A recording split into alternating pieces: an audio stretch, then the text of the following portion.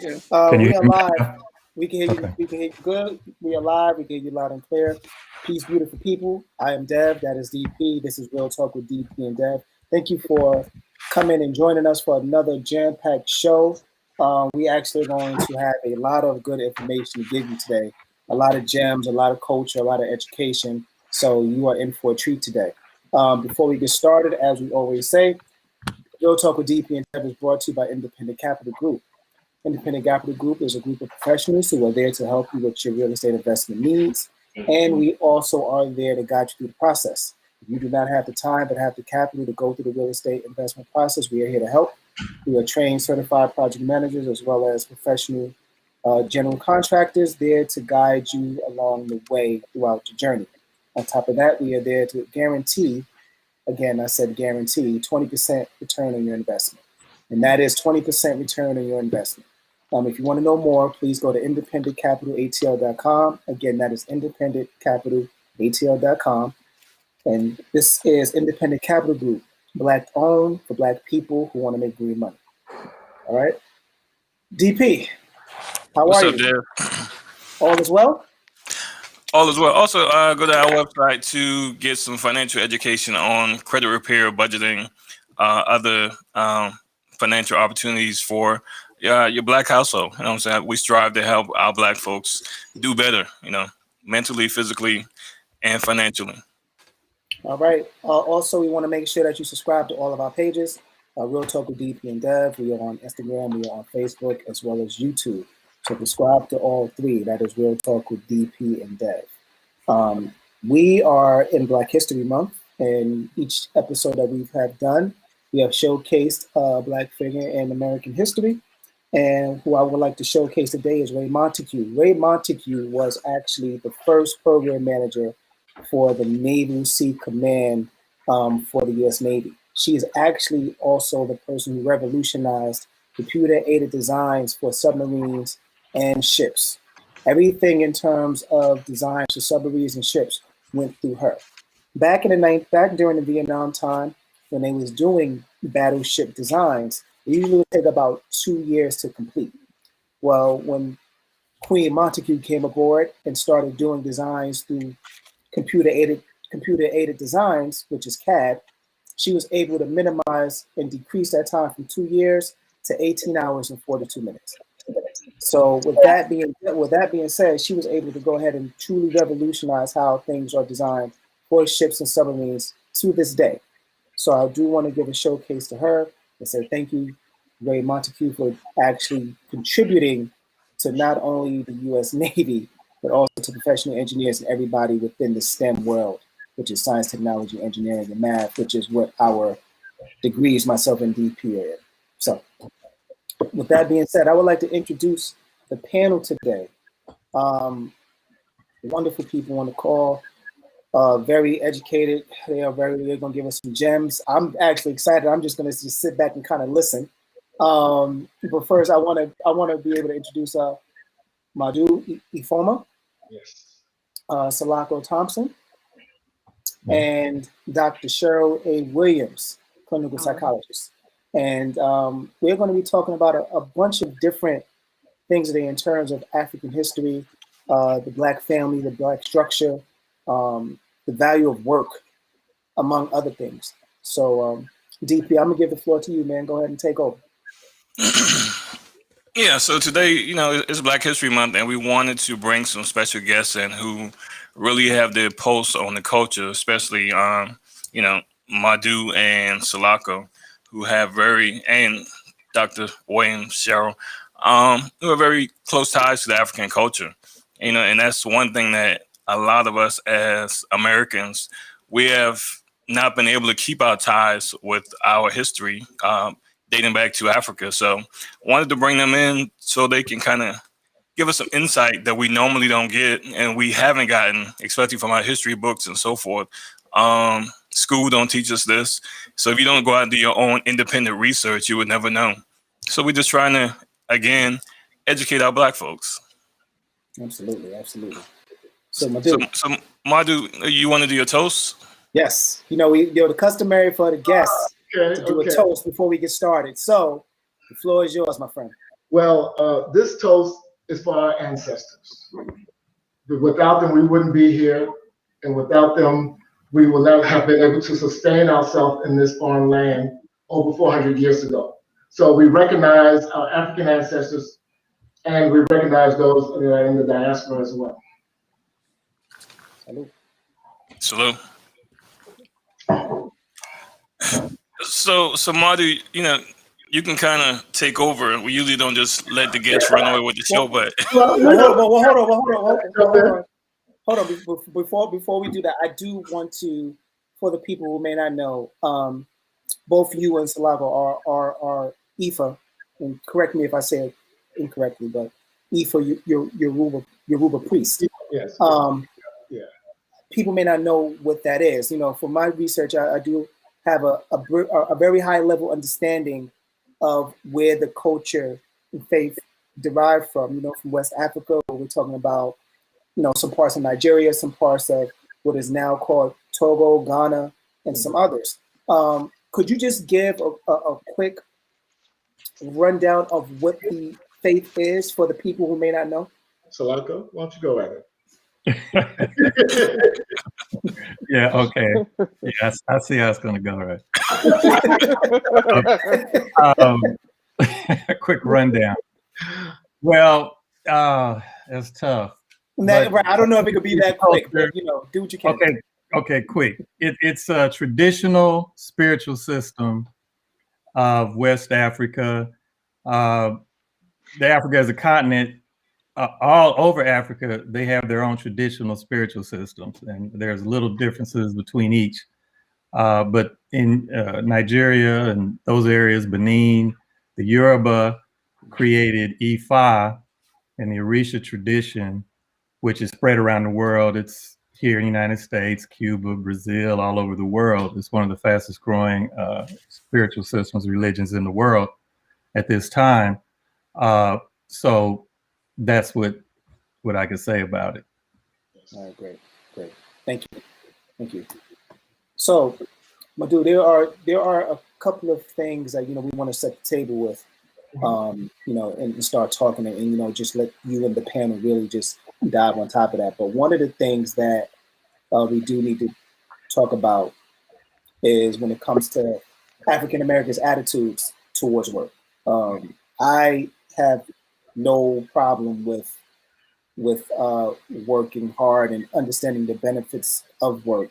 And my age and people younger than me, you know, we live in this microwave society where we don't value, you know, work. You know, we don't value we don't value the significance and the art of servanthood in terms of having to learn and grow, you know, in the thing that you're doing.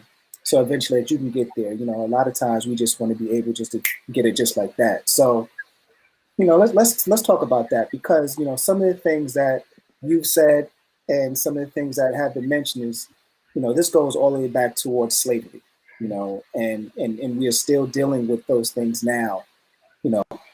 Talk about that and just talk about where we are as a society today. Okay. You want me to start, guys? Salako, sure. Yeah, you can start. So, you know, looking at work attitudes with Blacks in this country, I think a lot of times we have to recognize that our love-hatred for work stems out of our slave experience. You know, and, you know, if you can imagine working during that period for something that you didn't get, you got no benefit from, you know, the brutality of slavery, then, you know, the primary objective of having slaves was only for work and breeding, of course. But imagine working, you know, and you're working sun up, sun down from the time you are a child until the time you die.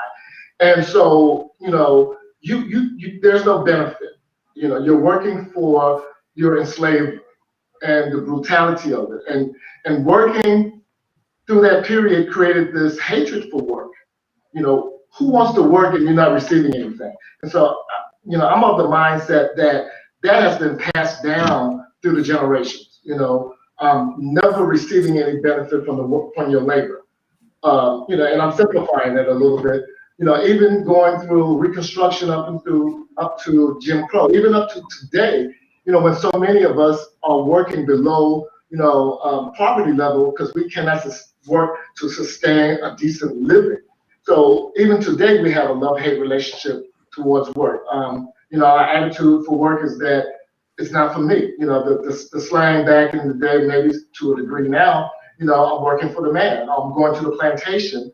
So for a lot of, I'm not diminishing or overlooking the success of a lot of our people who have moved on to do a lot of good things through hard work, but there's still a lot of us that are left behind and are not able to appreciate the value of work. So for a lot of, poor black, Friday to Sunday is, Emancipation Day or Emancipation Weekend because it's an escape from work.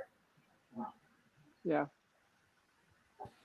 The fact that I've never even, that's interesting that you said it because I've never even heard of it put in such a way where you said, it's emancipation, the weekend. Right, because when you look at the history in this country, and even getting about slavery, but I am of the mindset that slavery has had an impact on our, our view of a lot of things in this country, or the trauma that we suffer because of that, and work is one of them. A lot of times we demonize folks because we'll say we've been stereotyped as being lazy, shiftless. But we built this country because of free labor. I mean, everything, the economics in this country was because of our labor, and we have never received any benefits from that. Even today, part of that issue is not even being able to find work. Especially during Reconstruction and the Jim Crow, imagine freed slave wandering, no food, no job, and what are you going to do? And Southern whites are still impacting that situation today. Well, not more than just Southern whites, but we're still having a hard time finding decent jobs or getting into the work pool. And then a lot of people would say, well, why don't you become an entrepreneur? How can we? A lot of us can't. We don't have the resources. We're too busy, trying to work to take care of ourselves, supplying, the basic necessities of day-to-day living. Mm-hmm. Salako, Cheryl, you want to add to that? Did you want to go, Cheryl? That's fine. I will add to that. I think that what I have seen in my clinical practice are people that have been sort of defeated, put down, because they've worked really hard and they don't reap the benefits of it. I've had several clients come into my office and they feel as though all their hard work has been for nothing. Mm-hmm. And I found this to be particularly salient when Obama became president. Okay. I called it the Obama backlash because I had an uptick in, people that look like us coming into my office saying that their boss is giving them a hard time. One woman told me she's about to be fired. This was a Black woman who was second in command to a plant, a brewery in the area. She had a bachelor's degree in chemical engineering and a master's degree in business administration. So she was more than qualified on paper. But she said she was about to be fired because her boss, who ran the plant, is now angry that Obama is president. Wow. And this happened continually. So she said she's about to be put on these plans, I think, like review her work. But she had been at this plant for over 13 years and there was never any problem before. So, and this kept happening right around the time he won presidency. So what I found was that a lot of people like us just got tired of swimming upstream because you feel as though, what else can I do? I've gone to school, I got my education, I've worked really hard, and somehow it's still not paying off. So I think some of that, it just makes people feel as though, well, what is the point of it all? Again, it's like I'm swimming upstream. So I found that that kind of mentality sort of trickles into then the workforce, and people will say, well, you're not working hard. And then the attitude might be, well, what is the point of working hard? I'm not going to get promoted. I'm not going to be manager. What am I aspiring to do? So that, I think that is very impactful as well. I myself had the same issues happen. You know, it's more than just, I think, the the way they come across overtly. Sometimes I think it's also the sly way they do it, sort of, you know, undercover.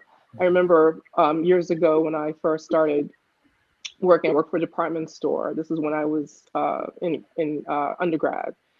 And I was told I had to take this test, and I would not get the job working in this department store unless I passed this test. So I went through the training, and it was maybe 60 people. And I was the only Black person and this other young woman. So at the end of the training, we both raised our hand and we said, well, where's the test? And the person said, there is no test. What are you talking about? And she said, I was told about the test too. Now, I thought it was curious that the only two Black people in this room were told about this test. But I think it was told to us so that we would get nervous about not passing the test and then just not take the job. So there wasn't any test. Wow. So something like this, I mean, on a smaller scale, I think happens all the time. So this is what we're fighting against constantly. Yeah, and I'll jump in too. I agree with what everyone said. But also in terms of slavery, after slavery, we've gone through that grind all the way up until today. You know, like you said, Jim Crow and all of that. They even had contracts when they got out where they said they wanted people to sign a contract where they barely got paid anything, and it had to be a long-term contract so other people wouldn't hire you. Then they came up with the loitering laws and all that to put you in jail so that you can arrest you, so that you can have to work, or debtor's prison. We were always working for little to no money and getting abused for a long time after slavery. It wasn't just during slavery. And then I think we also, because of the topic I'm going to talk about later in terms of our self-hatred, self-esteem. I won't get into that too much. But, that's a good teaser. It's a good teaser. But, you know, there's some things there with that. One thing I will say is we kind of got this suit and tie mentality. So we started thinking we don't want to do blue collar work anymore. You know, like my wife took care of a patient once, and a brother here in Atlanta, he had a very successful plumbing company. He was a master plumber. He had 3 sons. He was in the hospital with cancer because she was dealing with cancer there, and he was dying. But he said he was going to have to give his business to somebody else because none of his sons wanted to take over the business. They all wanted to work for IBM and wear a suit. And he was making, you know, $1 million a year in his plumbing business. Yeah. It wasn't about the money. It was about the status and prestige that you think you start getting this, oh, I want to be like them and I want to do this and that. And you're ignoring the wealth that's right there. And so then you have people going around now. And I have a friend of mine that owns a contracting company where they build homes, remodel homes and all of that. He said he tries his best to keep brothers working for him, but they don't want to do the work. They'll come one day or two, I'm not doing this. And then he has to go back and he said he has to hire Mexicans to do it because the brothers stay and work. That's a good point. So, I mean, have we added to that? Because a lot of times we won't hire our own, you know. Oh, he hires them, they just don't work. I mean, but days and walk off the job. Right, but does that go back to our hatred or our dislike for work? Because a lot of times I think collectively, not saying all of us, but collectively, I think we view work as punishment, you know, because a lot of times we're not benefiting. So it's like, you know, I'm being punished to work for someone else and I'm not getting anything out of it. But Tony, I mean, my dude, well, that might be the historical mentality of it, but at the end of the day, you got to work to eat. You know what I'm saying? So you do, but you're not making enough to sustain yourself. So you're barely making it. You know. Well, I'm just being devil's advocate. I mean, I understand the whole mentality behind it. I understand, and I'm not discounting the success of our people. There are many successes out there, but we have to still recognize that a lot of us aren't making it because of lack of work or not getting work or lack of education that's a whole nother issue. But so, we view work in a very negative way. So back to what Salako said, I try to do the same thing, but I end up most time having to hire a Mexican crew because I know they're going to show up. I They're know gonna I don't show have to up, pick them yeah. up. So, but why Yeah. don't we show up? What's the reason behind that? Why don't we show up? And that's not an isolated issue, because a lot of times, a lot of people say that. I mean, and that's something that was said about us during Jim Crow, doing Look, I the. can give you a couple of examples, some excuses I hear. Like the last young guy I tried to hire, and I wanted to put him like on a mentoring program with JJ, and he has 3 or 4 kids, different baby mamas. He's always in and out of situations with them. He's arguing with his girlfriend all night. He can't wake up to come to work. Cell phone smashed, alarm clock not going. All that Oh my crazy. gosh. Right. And I'm Oh not my making. goodness. I'm just trying to see if we could be a little bit more understanding of the reason behind it that has been passed down from our trauma over the years out of slavery. Trying to look at it from that perspective. So I'm not justifying it, but I'm saying that there have to be some historical trauma behind that. Right. That's why we are not addressing it now. Well, We what's don't- her name? Dr. Joy we don't- DeGroy? Is that Huh? her name? DeGroy? Dr. Joy DeGroy or something like that. Where she came up, she did the research on post-traumatic slave syndrome. Right. Mhm. Yeah, and she said that that's part where we're still suffering from. Right. Because are we any better off today than we were before? Because we're working, but we're not moving forward. So I have a comment on the chat. Miss Janice Barnwell. Many have embraced the European lifestyle or mentality, and then another Seagal. Interesting discussion. How much of our plight present day is personal ambition versus entitlement and opportunity? We are discussing those under the age of 35. Good question. Well, when it comes to people not wanting to work, I would say probably yes, because I think people over 35 work and they're used to working. But I don't know, because it's and we can't just only say that that's an issue with us. I mean, young people in general in this country, even if they're not Black, Yes. most of them are going to what do they call it? They don't want to take full-time jobs anymore. They want to do freelance work. And so, but the problem is then they're not getting benefits and health insurance and all of that. So people are worried about that. But there's a lot of people doing that in the younger generation. That's where they're moving in this country. Mhm. But do you blame them for that because you're not tied to? I mean, because a lot of people are. So I don't blame them. I'm just saying that's what.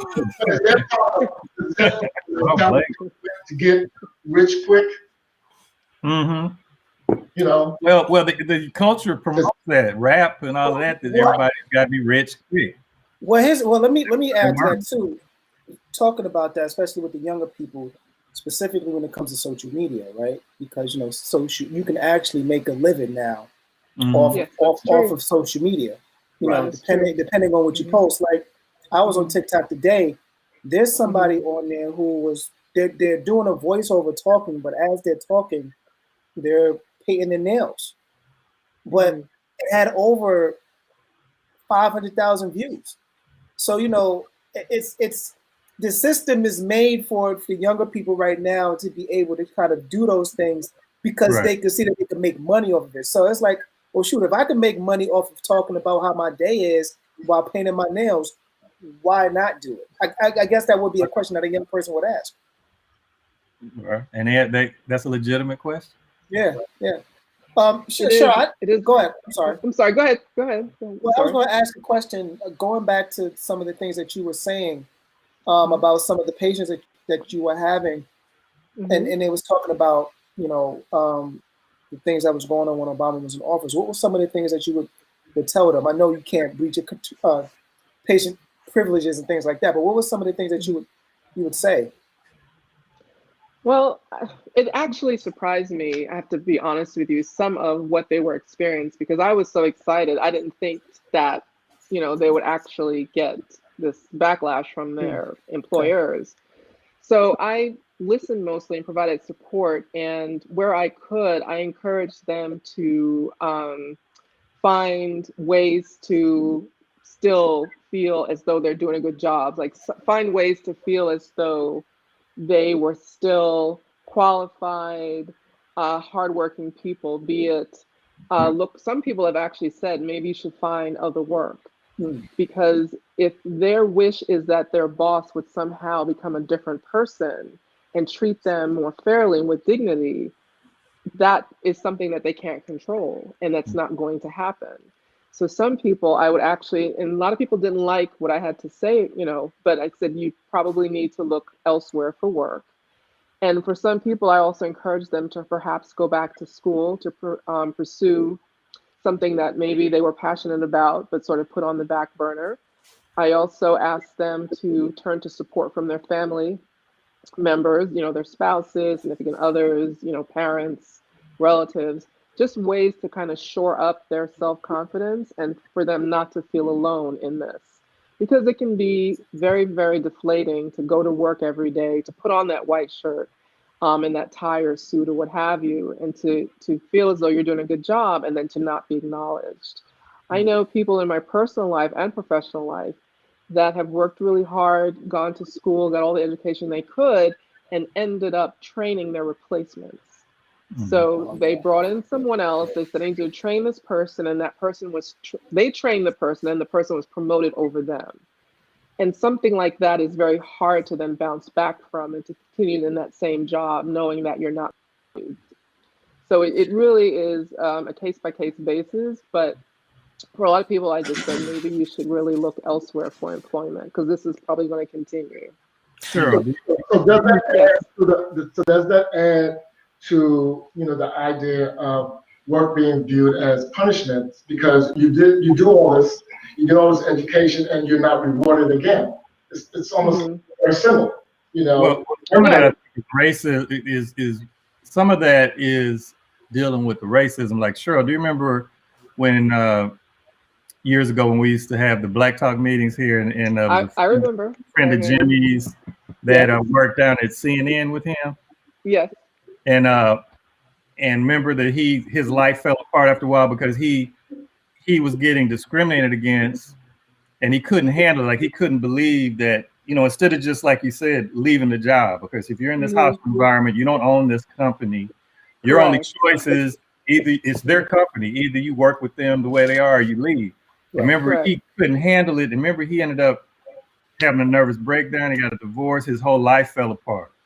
And I remember that happened to another guy that was working with my cousin, and I was telling him, you're not going to eliminate racism or you're not going to eliminate white supremacy.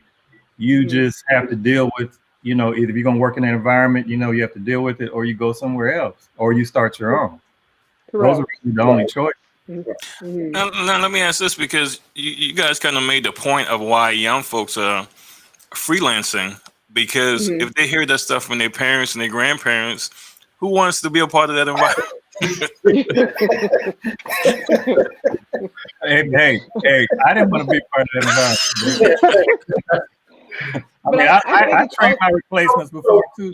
yeah, it's hurtful. It's hurtful. But I think it's also why are they freelancing? Are they freelancing just to make a quick buck? Right. Because I also think that some of the value of work and building and toiling and working hard and sacrifice is also lost. Right. Because I still think that when you don't put a value on working hard and being steadfast and staying with it, you're not building your character because there will be times when you have to definitely swim upstream and push anyway, and you may not get rewarded, Right. but it doesn't make your work any less Mhm. valuable.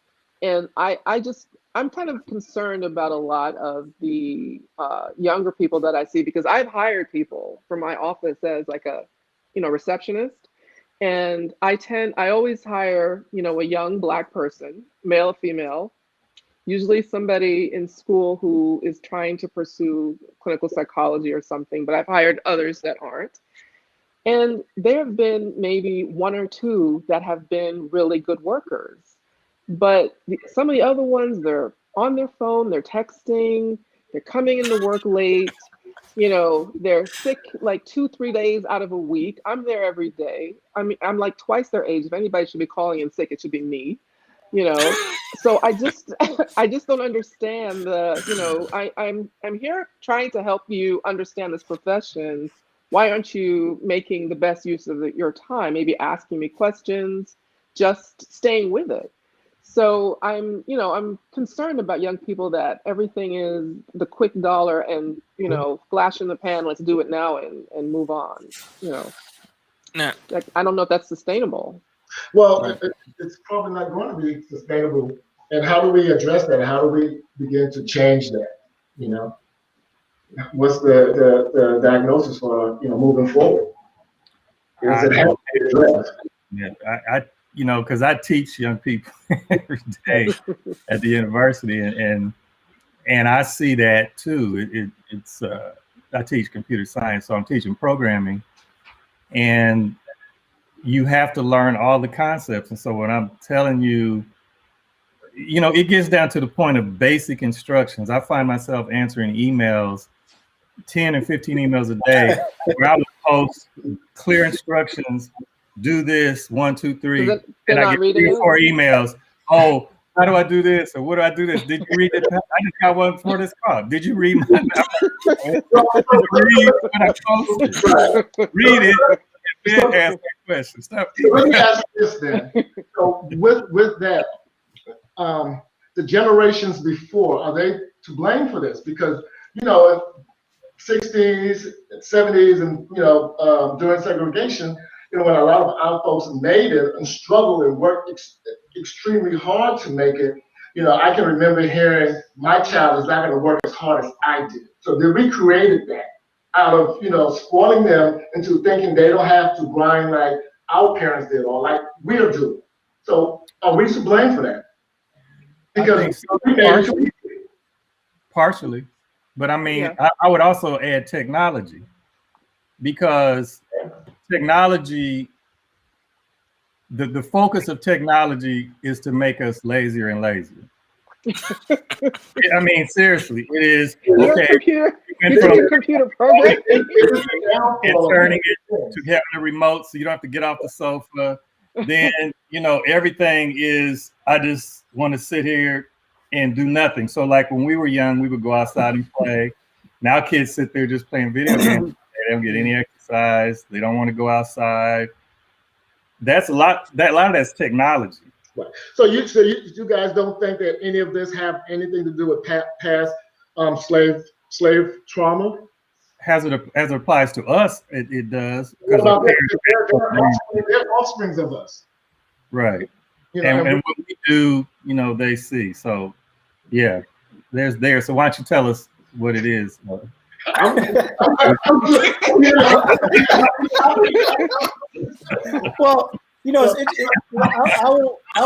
will say this. Overlook the fact that a lot of that is trauma, and maybe they're trying to deal with trauma in the most positive way, and by checking out and doing all the things that give them a free holiday to make it feel like they're not working, but also making it, because a lot of times, work is hard. It is. It's very hard. Now somebody mentioned that Erica Bridges said we're also dealing with learned helplessness. Mm-hmm. Mm-hmm. Yes. Yes. Yes. Yeah. So is that our parents trying to make life easier for us, and as we try to make life easier for our kids? I actually would like to know what does that mean to you three? Learn helplessness to me means that you feel as though no matter what you do, there's no way out.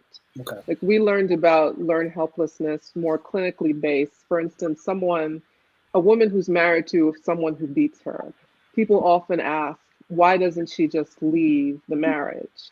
And what I learned in school was that if you are taught all the time, or you're told all the time, no matter what you do, there's no way out, no kind of escape is available for you. You just sit there and take it. And they did all these experiments with dogs and, you know, to kind of prove that theory. So some of it is just, you know, feeling as though it doesn't matter what I do, how hard I work, there is no path forward for me. So why bother? So then is it safe to say, you know, helplessness today is the same helplessness back 300 years ago? You know, based on that It can be, yeah. There can be some continuity there. experience, You know, and people say, you know, other people come to this country, other cultures, and they make it. Why don't we? And I think some of that may be rooted in learned helplessness. Right. Because if you feel like your limitations are there, and you can't go beyond that, you can't see beyond that, then you won't go beyond that. Correct. But do other cultures coming here have helplessness? Because, you know, they come here with a family structure already intact, and they're not going through a lot of the same issues that we struggle with. They come, and a lot of times they come and they get assistance, and a lot of times they come and they may become under some type of asylum, you know, and they're getting support. True. But I also think there's a difference too, because I remember listening to someone talk about this when I was at work years ago, and he was comparing immigrants to this young boy who happened to be Black, in terms of, he was basically saying this young boy was not ambitious, and this was a white guy saying this, and he was kind of lazy, he didn't understand, you have people coming from other countries. And I didn't say anything at the time, but I lived in South Florida for a number of years, and all I kept thinking was the mentality of someone that gets on a floating inner tube and floats in an ocean full of sharks to land in a country, you don't know anyone, you don't speak the language, you don't know if you're going to make it, but you think whatever you're leaving is better than whatever you're going to is going to be better than what you're leaving. So I'm going to float on this thing. So because they would pull people out of the water all the time that float over from Cuba. Someone with that type of mentality is different from someone who is living across the street from, let's say, the White House, but feels as though they're not entitled to all of the good things in this country, the success, the money, whatever, however you want to measure that. So to me, the learned helplessness is already taken root. If you feel as though what's the point of me even leaving my house to look for a job, versus someone who's going to float on an inner tube to a country, they don't speak the language, they don't know anyone. So I don't think the comparison is fair in that way. It's not, because given that example. Exactly. Given that scenario, this country tends to be more sympathetic to immigrants than they are to us. Oh yeah. You know, those are some of your. You can't expand on that. And I'm in full disclosure, I'm an immigrant too. I wasn't born in this country. I'm an immigrant too. Right. So my parents I was born in Jamaica, as were my parents. So you know, I may have a different perspective. Right. I just think that in this country we have a tendency of viewing, you know, especially, you know, people of color and Blacks here, have not taken advantage of opportunities. Whereas a lot of times we weren't able to because of lack of resources, lack of education, you know, right, that were put in our path trying to get there. So, you know, we have struggled that. Or told it that if you try, you're going to be killed, you know, for trying. That people forget that too. You know, Jim Crow, Reconstruction, segregation. So we had a lot of issues that we had to deal with that a lot of immigrants can't even understand. And on top of that, they are selected. So if you're a person from this country and you decide, well, I'm going to go to China and go to school, or I'm going to go over there and start a business. Well, first of all, you are already a very progressive, aggressive, courageous, self-confident person to go to another country. Whereas somebody who lives next door to you may not be that person. If they went there, they may fail. So the people that come to another country, like Cheryl was saying, they're already a select group of people that you can't compare to the average person. Correct. Then in some of those countries, education is difficult to come by, so it's very highly valued by the families, and they come here for opportunity. Whereas here, people's attitude is, oh, the law is I have to go to school till age 16, and after 16, you know, whatever. And so a lot of the young people here are taught not to value education as much as some people that come here from other countries. Then, of course, they have their culture, their language. Sometimes they have the support. You know, like I remember when I was sure when we were down in Tampa, I had a friend from India. She was offering me to go into business with, because their family in India had a factory, leather factory that could make any kind of leather clothing. So they said, all you got to do is give me a picture of any leather jacket, anything you want, and I'll send it home. They'll make it, and we come back and you can sell it wholesale. And I said, okay, but I'm a college student that's broke, so I couldn't do it. But I can tell you, I would have did that business if I had the money. I couldn't do it. But she had family, they had family that supports them. And then, like you said, the laws. A lot of people, like you'll see people from India that come here, and you see them with Dairy Queens at hotels. Well, there was a person in the State Department in DC that they get extra money. I remember there's a bank here that was BB&T. They have a division where they give people from India money to open hotels. And what they do is they come here and open a hotel. Then they bring their whole village here to work. They can get them into the United States by being employees of the hotel. So they buy a lot of these little Holiday Inns on the side and all that kind of stuff. Yeah, and I just had to do an inspection on one. So Hold on, Tony. Madhu, you know, that's interesting that you said that, Salako, because everybody talks about that, but nobody ever really said any details about it because they don't know it to be true. You know what I'm saying? It's always been a rumor, but see, I worked. Okay, so being in computer field, when you work, I worked. Most of the people they bring over here is from India. Even the people that I trained on a particular company that remotely in India that took my job was from India. Yeah. So most of the people, they come here and they work in IT industry. They work in the computer industry. So when any company I worked at, I would say at least 50% were people from India, because they would hire them and pay them half the money they paid Americans. They didn't pay them the money. Yeah, that's a lot of the call centers be from India. Yeah. And so so there was a few Indians that befriended me. Like one guy, he befriended me, and other people would get mad at him. They say, "Why? He's not Indian. He's not one of us. Why you bring him in?" When I was at the University of South Florida, there was an Indian professor. All of the Indian students would go to him because he would hook them up and try to help them through. They brought me to him one day. He got mad. He was like, "Oh, really?" And they got their little study groups and all that, but they help each other. Yeah. They help each other. I mean, I had them. They come together. They want to get a job. They'll say, okay, I don't have any experience. We're gonna set up this thing. We're gonna train you. We're gonna put on your resume that you have 3 years experience. And because they invited me to some of those trainings, and I was the only African American there. Everybody else was Indian.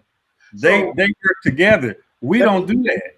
Let me ask you something, because that actually segues nicely into another topic that we talked about, and it deals with family and community division, specifically when it comes to Black people.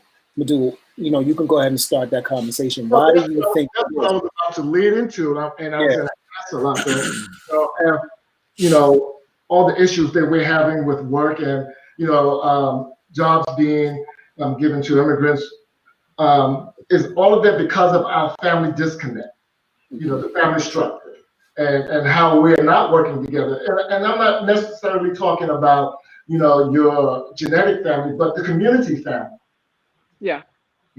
How has that impacted us? And it has, it definitely has to have some connection to, coming out of slavery again. That's always my mindset. I look at things from that perspective, that we're still dealing with a lot of that trauma. And I agree.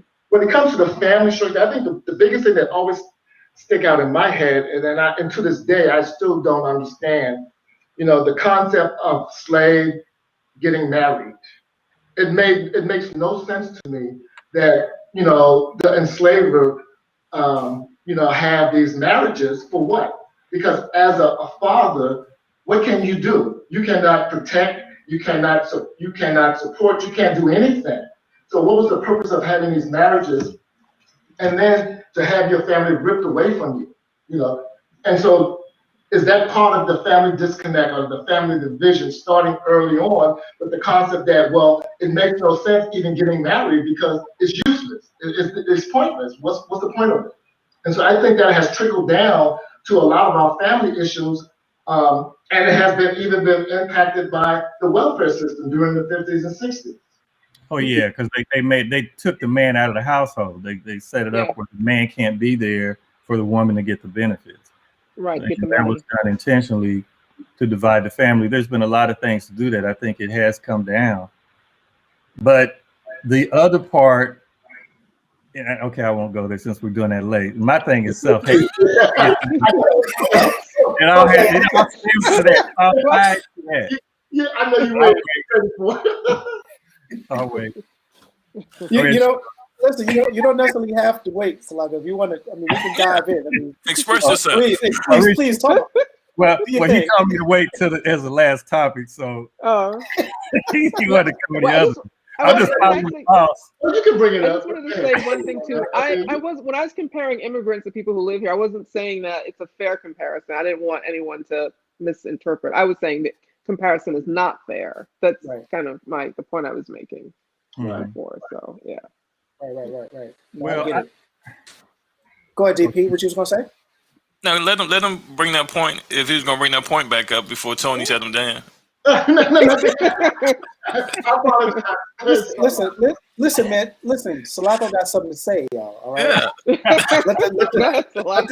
the good brother speak now. Okay, well, I try. Okay, my belief at the root of all of this is self-hatred. Right. Self-hatred, because your image and feeling of yourself controls and directs everything you do, right? Mm-hmm.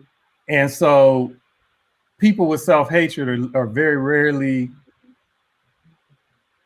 they can be successful in certain areas, but they're rarely successful all around because you want to be something that you're not. And anytime you're trying to strive to be something that you're not, or be with people that you're not, or you think that these other people are better than you, that's very damaging to me all the way around. It's going to affect your relationships, which affects family. And at the root of any society is family. Family first, family, then you build the village, then you have the community, you have the city, you have the country. It starts with the family. And so we are, in terms of in this country, we're dead last in terms of the number of people that are married. Right. And they found that children that come from families that are married are in poverty about 11% of the time. Children that come from families, single families, are in poverty. About 47% of them are in poverty. And about 70% of our families in the United States are not married couples, families. So we have we're behind the 8 ball there. And then when you get into schools and how they control the education system, and like John Henry Clark said once, it's foolish for anybody, and we some of the only people in the world that allow other people to educate our children. So if you go look in textbooks, and I used to ask this question, I used to always wonder, say, well, did anybody else in the world ever do anything? Because I was coming up, I said, okay, well, they invented this, they did that, they invented math, they did this. What, there's Chinese people, there's African people, what, did anybody else in the world do anything? I used to ask that question, what's up? You know, so then I started. That's a good question. I had to start saying it, and then I realized, wow, you know, they're telling their story. And then when you say somebody invented something like math, okay, if you say there's a certain formula or equation, and it's Pythagorean theorem, for instance. Right. So they say Pythagoras invented this theorem. Mm-hmm. Well, that theorem is on the walls of ancient Egypt in Kemet. I mean, how do you think they built the pyramids? They knew math. Okay. Right. So They had to. yeah, so when you say you discovered everything and you discovered this and that, first of all, math is just a description of how things move in nature, right? It's a description. When you come up with a mathematical equation, it's describing something that's happening in nature, and it's not necessarily that you just invented it. You might have discovered it, because most of that we already know, right? We already know. I mean, if you, like, they have that thing about athletes being dumb jocks and they're dumb and the mentality, but they did some research and a study, and they said no, top athletes actually are the most intelligent people, some of the most intelligent people around, because your brain is so fine-tuned to work. People don't understand. If I take a basketball and I stand there and I dribble it several times, I look at a basket that's 30 feet away, I shoot the ball and it goes in the hoop. Well, for people to say, I don't like math and I don't understand it, you don't know how much math your brain is calculating. When you bounce the ball, your brain is instantly calculating the dimensions, the weight, the buoyancy of the ball, how heavy it is, how hard, I mean, how much energy you're going to have to do to direct it to go in the hoop. Your brain sends all those calculations down through your muscles, through your arm, how much energy you got to do that to shoot a ball. But what it is when you have to discover it on a conscious level and you say, okay, well, how do I do this calculation? It seems difficult. But at a subconscious level, you already know it. Every time you get ready to cross the street, you stop and look at a car coming. You instantly calculate in your mind, that's physics, the motion of that vehicle, how fast it's moving towards you, how much time you have to cross the street before it gets to you. All of that is math. So you're calculating instantly in your head. Everybody has that ability, but then they tell you that you don't, or you're not smart, or you can't do math. We all do math all the time, every day. Right. So do you think part of that is because they view us as morally weak, just based on our family structure, and how they view us as not having an intact family?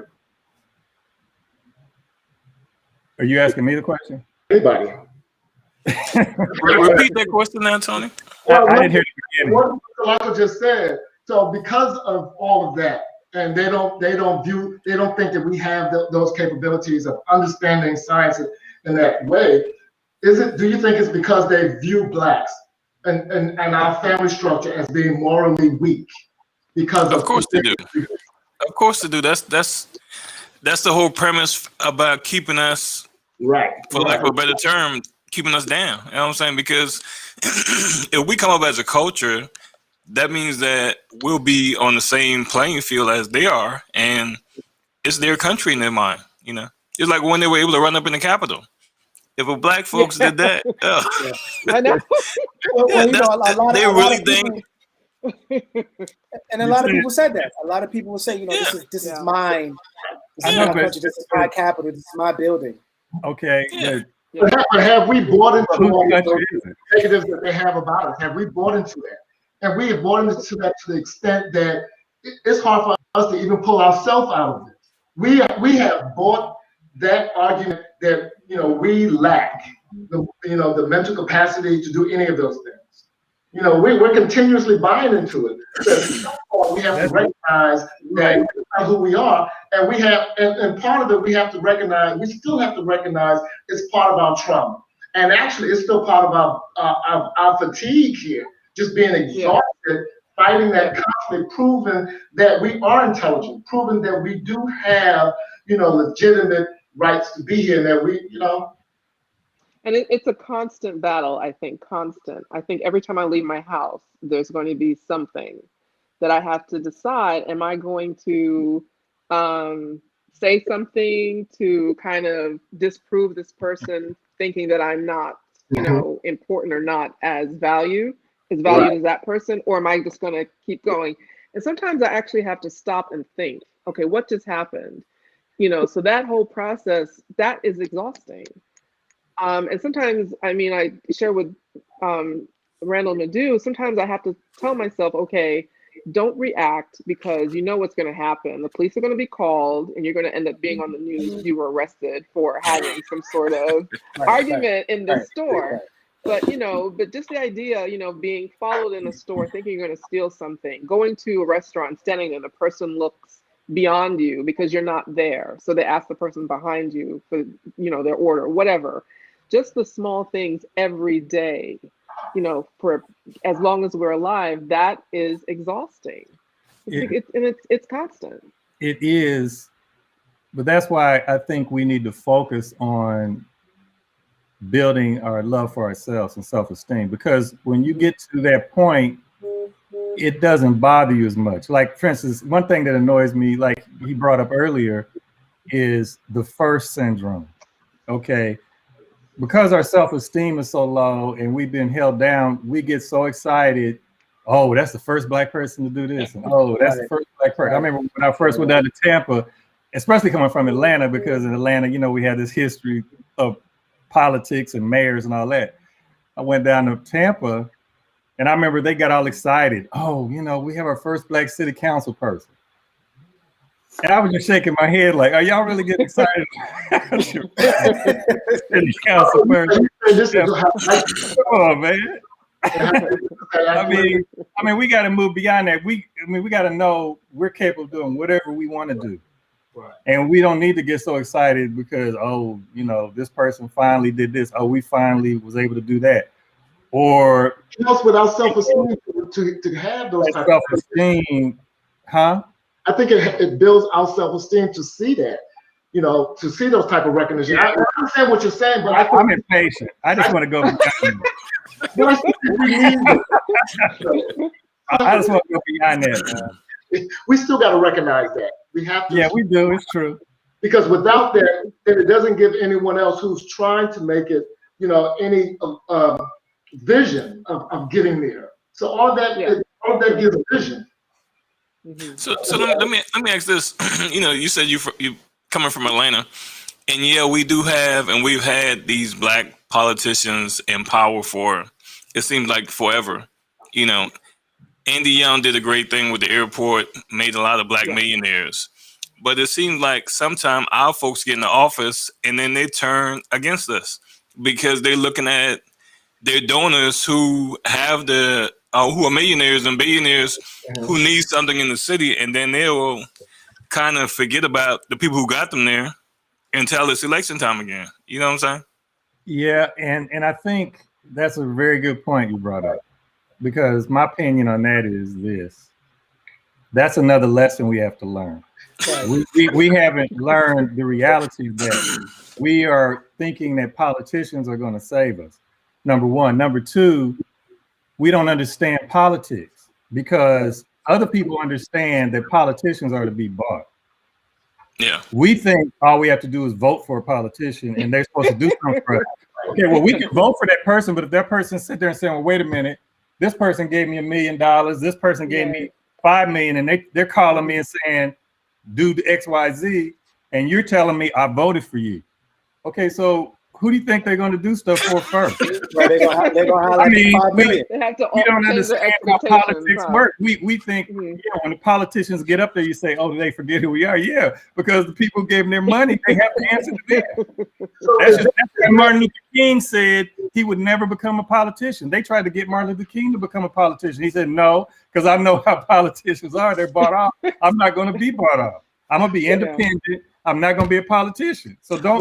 But we get excited when Black folks become, like even Obama. You go back to Obama. We get so excited when we had Obama got elected, the first Black president per se. But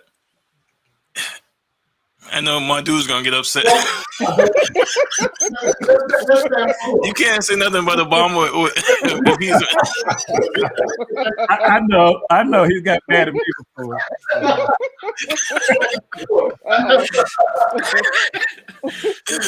but I'm gonna leave that alone. But I mean, not only him, But it's like what do you do? Like somebody on the chat, how do you hold the administration accountable? And you really can't.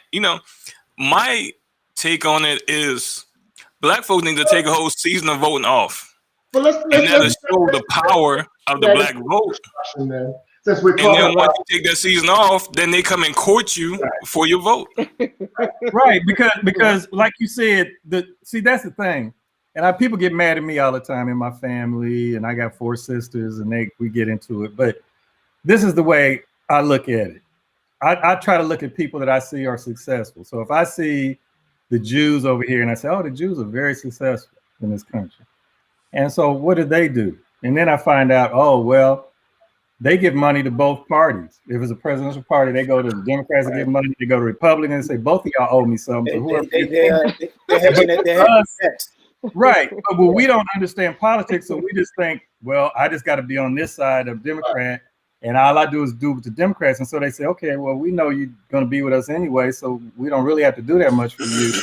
And so we don't get much out of it. But like he said, if we sat back and said, okay, we're going to be a political party, we're going to have our own party, and you're going to have to court us, and you're going to have to come to us and say, you're going to do X, Y, Z, and then we'll give you our support. The other thing is we don't give money.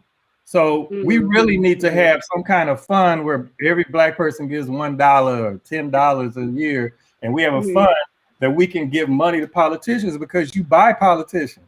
So can we transition that into Reconstruction since we're talking about politics? Because that seems very similar to what happened to us back then. You know, during Reconstruction after the Civil War, and a lot of those black politicians that were elected into office, and as soon as the Southern whites regained control, they were booted out. Yeah, because that's when they came in. Jim Crow came out. Yeah. Well, So even before Jim Crow. we're sort of still dealing with the same scenario, but just a different take on it. You know? Well, I heard something very interesting the other day that I hadn't heard put that way. I was looking at a YouTube video, and there's a lot of African Americans that are repatriating to Africa. They're moving to Africa. So there was a brother that was from Atlanta.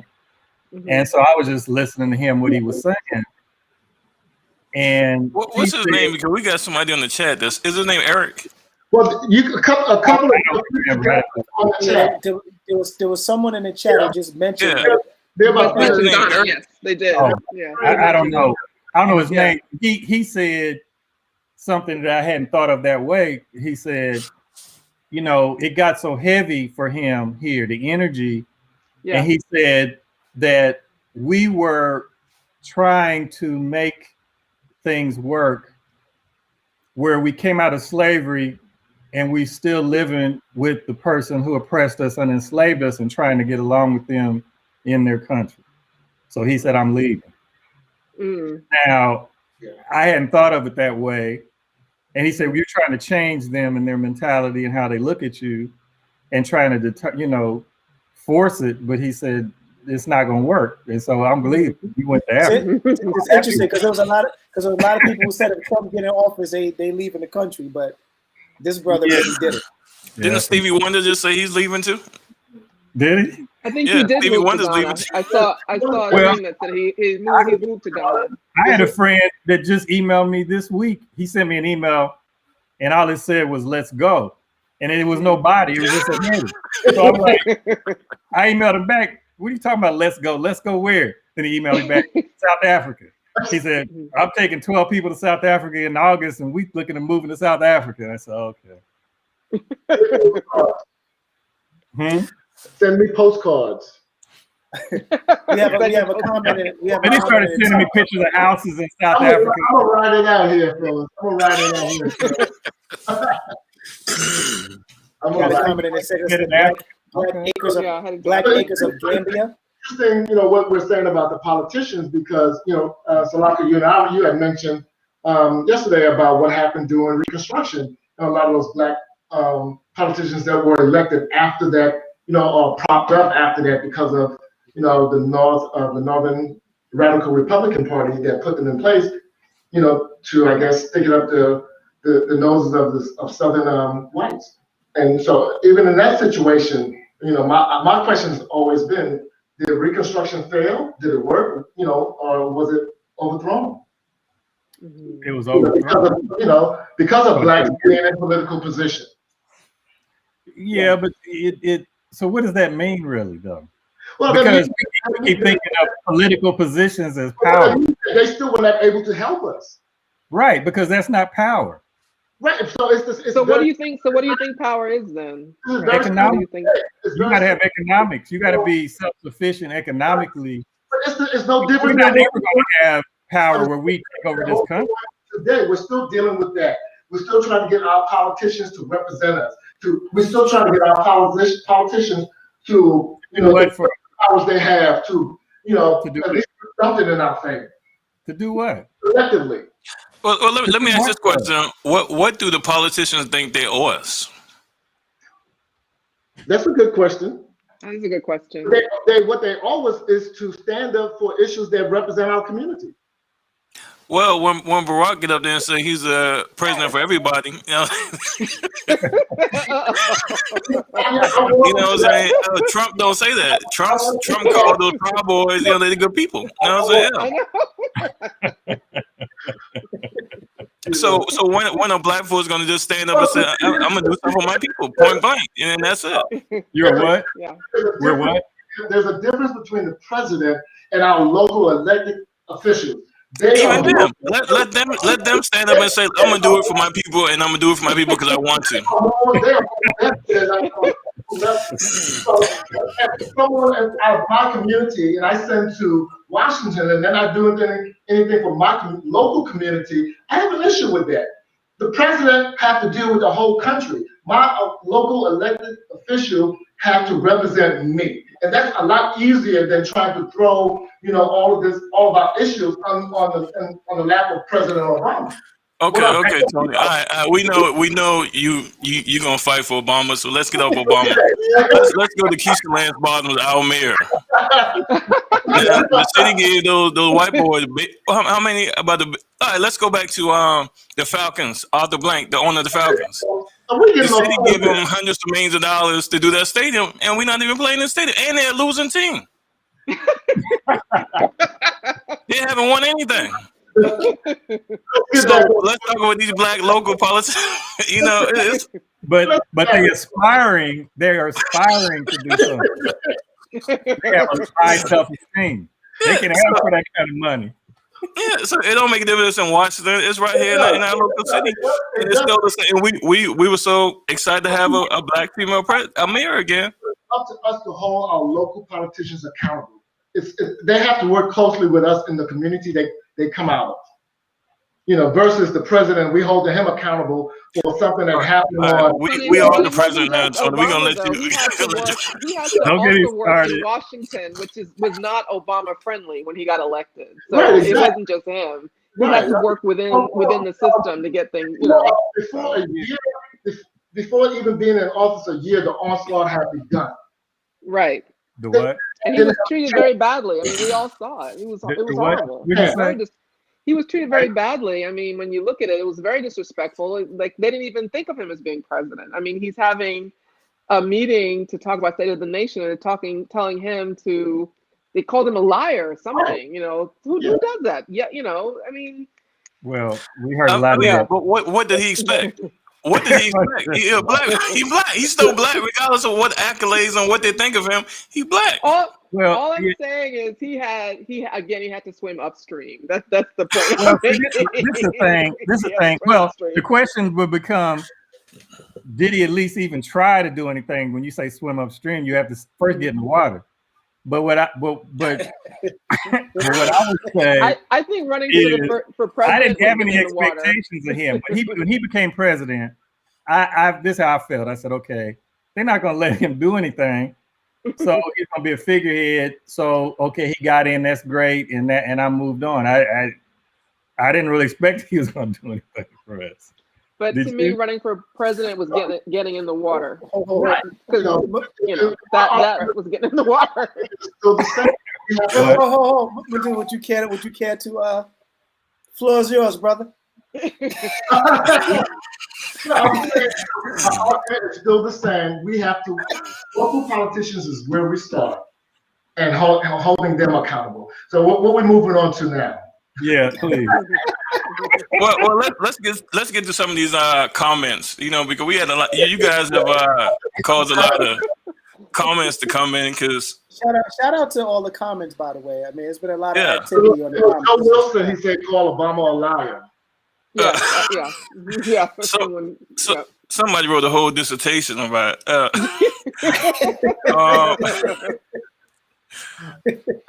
the system in this country is definitely not set up for Black people to succeed, but we do. Unfortunately, many of us fall through the cracks, or don't know or have the tools to work within or against the system. That's true. Yeah, that's true. It's interesting because white people view us as a deficit model, but white psychologists are still trying to figure out how are we still here. There are many strengths that we have. How? Sherry, I'm pretty sure you can speak on that. Before I add something to that really quick, show before. So my question is, a lot of times people say we are very resilient. Are we, or are we just surviving through oppressed situations because we have no other option? I think we're resilient. I think we're resilient people. I do. Okay. Because when you think of hundreds of years of all that Black people have endured, and not only are we still here, we are, thriving beyond a lot of people's expectations. I mean, just the mere fact that you're having this show tonight says a lot. So I think that we are resilient people. I'm not sure about the white psychologists, studies, so I can't really speak on that because I haven't read anything about that. So I don't want to just, talk. But what I struggle with is the idea that somehow white people haven't acknowledged on any level really that they weren't the first persons here. That still bothers me. Right. Because you can't discover a country when you came here, there were already people here. Right. And I still get stuck with America was never really white to begin with. So I am not sure how people are trying to justify, the fact that, white people are still trying to figure out how we're still here and doing whatever study. I just think that when you look at the deficits, to me, I think we need to point fingers elsewhere in terms of who's really deficient. Because I think if you can really think of someone else, a human being as being property, then I think that you're deficient. Right. That's how I look at it. Okay, Eric Mason, he said, good point about politicians. I met a few at a meeting in the ATL a few years back. They asked if anyone in the room had ever donated to a politician. A few of us raised our hands, but the majority did not. Mm-hmm. They made their point. That's why they are not supporting us. Wow. Mr. Mason, don't be invading our conversation. No, he's a friend of ours. Hold on, Madhu, what you were saying? Eric Mason, he's the next guest that's coming with you guys. Is that I know him, Madhu? Is that the Eric? There's two Erics coming. Which one have you met? The one I was gonna buy his house, or he wanted me to work in his house or something over there before. I don't think so. I don't think so. All right. I don't think so. But a couple of your future guests are piping in. They need to say they come on. Yeah, save it for y'all stuff.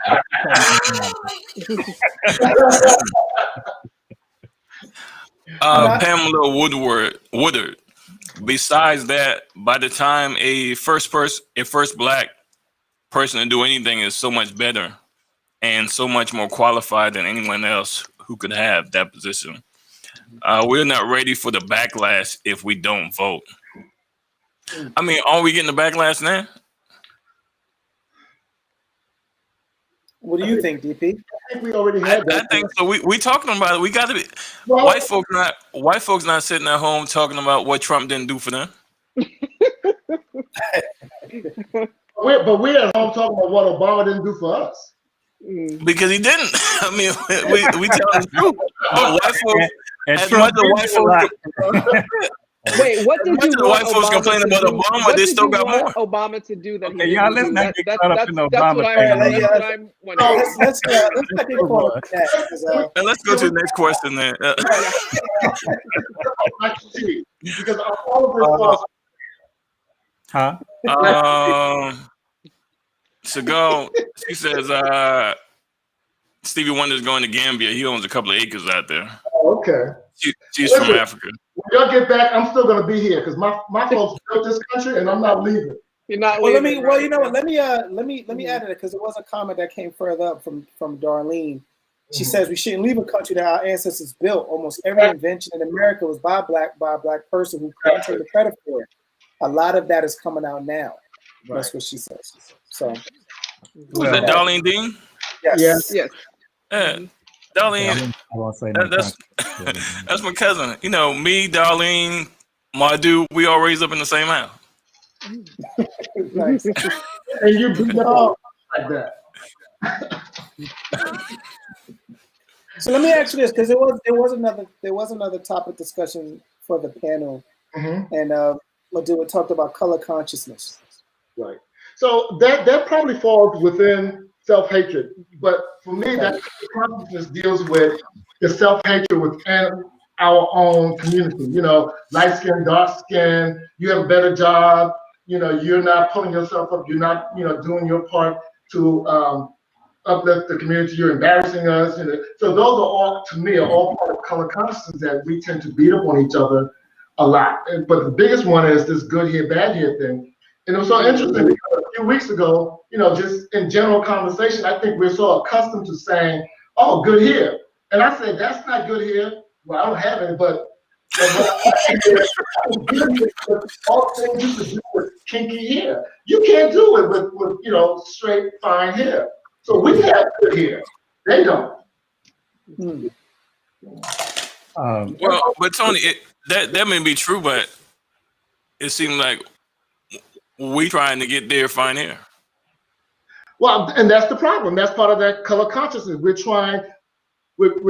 constantly trying to, do things to, erode our happiness, get rid of our hair. Cheryl may be most qualified, not only because she's a woman, but because of her profession. Of course. What advertising does, it creates a want or a need to be like the person you see that's being, they're fun, they're beautiful, they're this, they're that. So it's a psychological thing. It is. I had a friend who did I think her dissertation was on colorism. And she, did her study using faces, and she mixed the features and the complexions around in the pictures, and you had to choose which was most pleasing. And of course, it was more pleasing for people who looked more European in terms of their feature, as well as their complexion being lighter. So again, it does speak to advertisers, and we've seen it. We see it in TV all the time. I mean, recently, what I've noticed, and I have no idea why, there have been more Black women with white partners in these commercials. Where did the Black men go? That's what I said to my husband one day. Where are all the brothers? Come on, Salako. It's almost like Black men are becoming obsolete in these commercials. No, Cheryl, not only that, I've seen it the other way around as well, though. Yes, it's happening both ways. On both sides. Maybe because I'm a woman, I'm looking talking at about Black men with white women. Black women with but absolutely, it is a lot of what we see on TV, the advertising, the standard of beauty, what we're told we should look like, and then people, women or men too, trying to then meet that standard of beauty. But people are still saying good hair, bad hair, and still talking about, yes, they're saying it today, and it's really sad. It's really sad that people are still stuck on that. I thought we had moved past that, but what I've learned is that we have not. And I don't think hair should have you know, you shouldn't give hair a quality like good or bad. It, you know, doesn't make any sense. A personality. So yeah, Personality. Darling, you said the black men are only in the Cadillac commercials right now. yeah, Wow. And then is that a throwback to, you know, the stereotype that blacks only buy Cadillacs when they buy luxury cars back in, you know, the day? Yeah. I think you're just saying that as a black couple, you see them in black and Cadillac Yeah, commercials that's versus true. mixed Yeah. couples everywhere else Right. in commercials. Yeah, Well, that's true. Okay, so that's a good point. I wasn't going to go to that point about commercials. Oh, go ahead, Cheryl. Oh, sorry. I just thought of one thing too. What I find too is that a lot of the people that I see, and I've seen the reversal. When I first started private practice, I've done it now for 18 years. When I first started private practice, I almost never saw a black person walk through my door. You know, there were lots of days when I looked up and just wasn't getting anyone to actually walk through. And as time went on, I've seen more and more black people. My practice now is predominantly black people that come through for help. But what I find interesting are the blacks that I see that have seen white psychologists that are still lacking in understanding, and everything is what we call pathologized. So everything is made to be a disorder when it's not.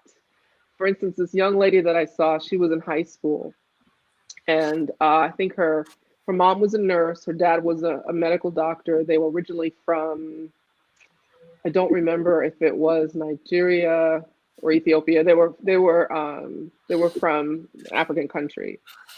And she said that the last woman that she went to, she stopped going. She braided her hair, but she didn't have time to then spend braiding it because I don't know what happened, but she had very long hair, so it would have been an effort to braid. So because she left it out, the psychologist thought she was depressed because she didn't comb her hair. Wow. And this is a girl in high school, and I'm looking at her, my mouth is open, like, what are you talking about? You're depressed? Because we're taught to do that. We have to kind of look at someone and take it all in. You know, are their clothes up to season? You know, are they brushing their teeth, washing their hands, is their hair combed? All of these things we're told to kind of look at and take it all in to help come up with a diagnosis, a plan, you know, what the person's feeling. Because I'm telling you, people who are depressed a lot of times do not take showers, and I've been on the receiving end of that. But this young girl clearly was not that. She just didn't have a chance to braid her hair. And this other psychologist then is telling her that she's depressed. So she stopped seeing that person then and there.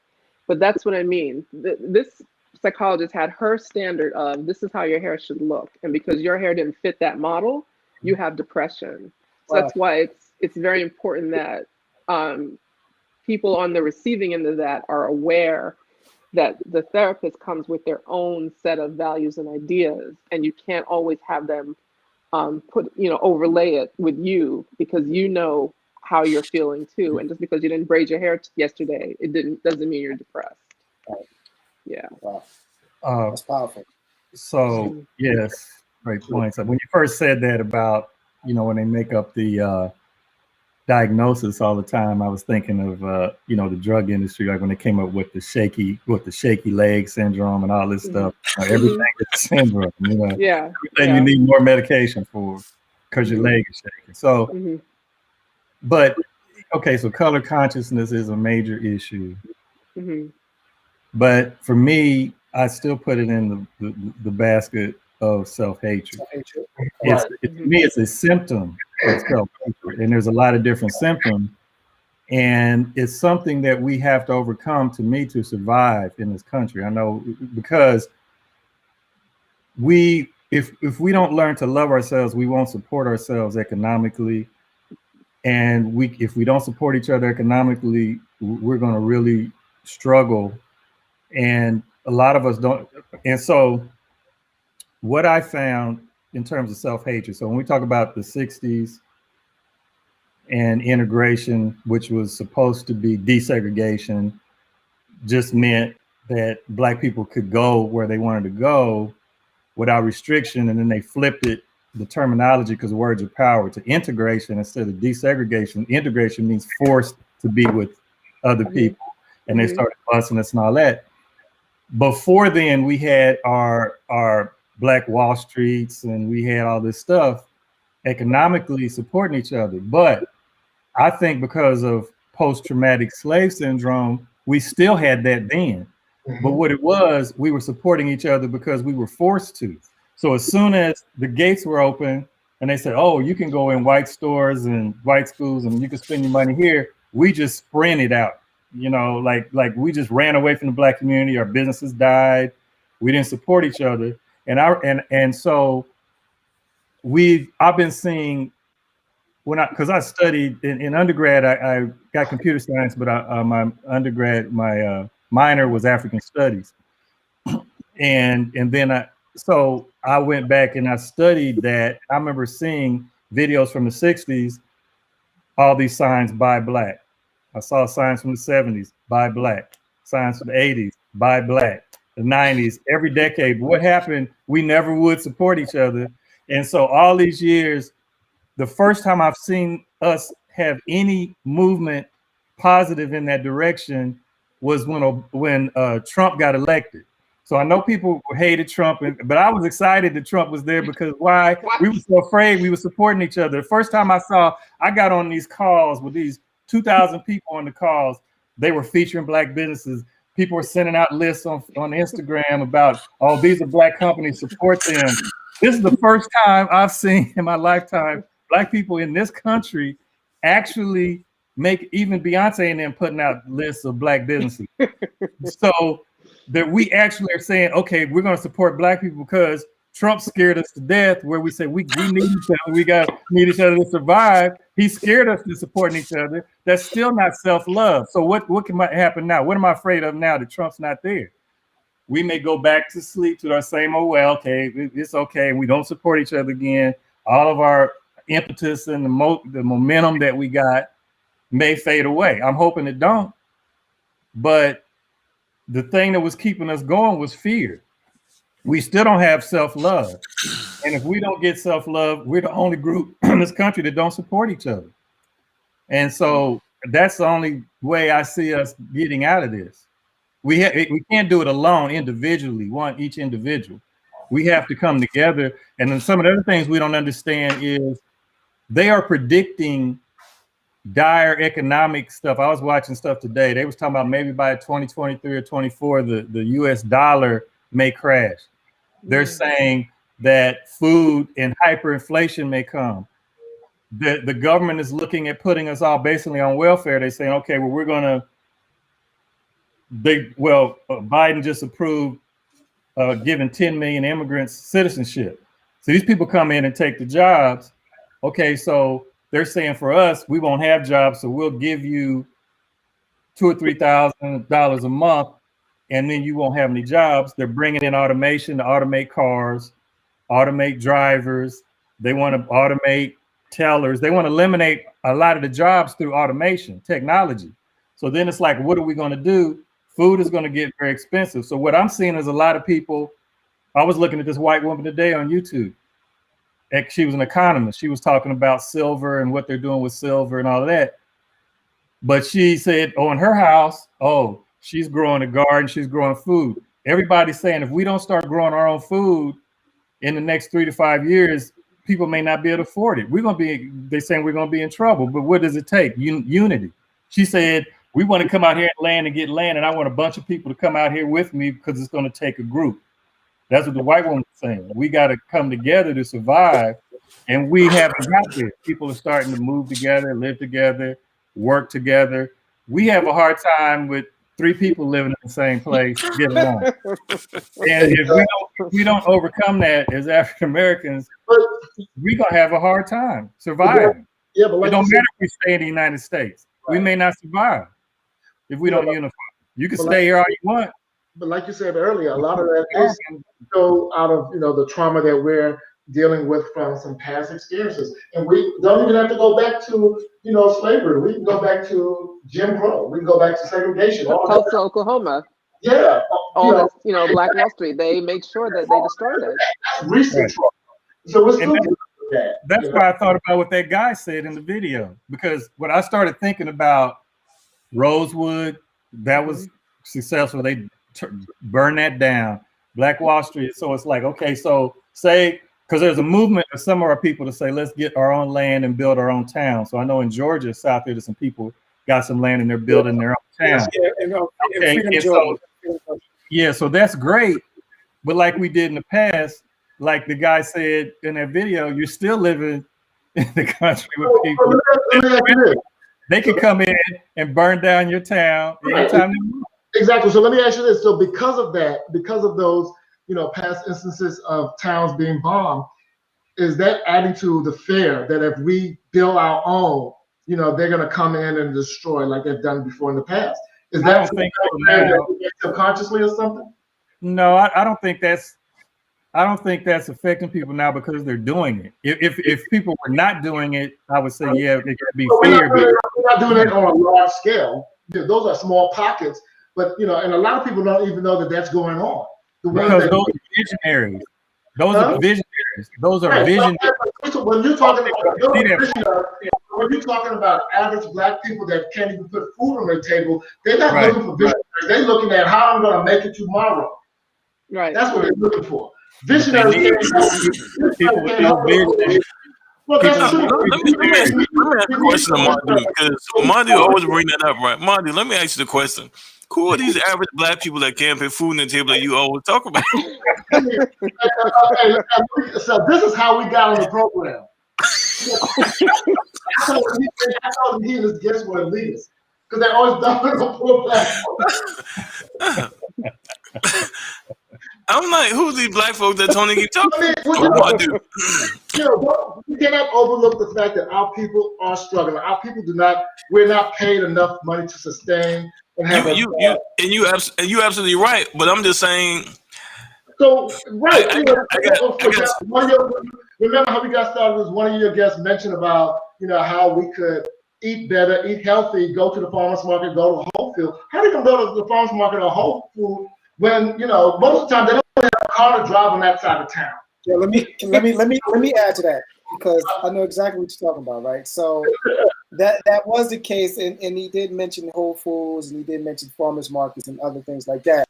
But what we also talked about was those supermarkets that are actually in the hood and making the better options with the things that you have within them supermarkets. For example, instead of going into them inner aisles, you can go into them outer aisles and get other things to maybe make different choices as opposed to going to those Whole Foods and other places, because you're right, people cannot afford that. They can't get that, I agree with that, but it's still cheaper when you but you overlooked us saying that. You called us elitist. No. Well, so, but I agree with that.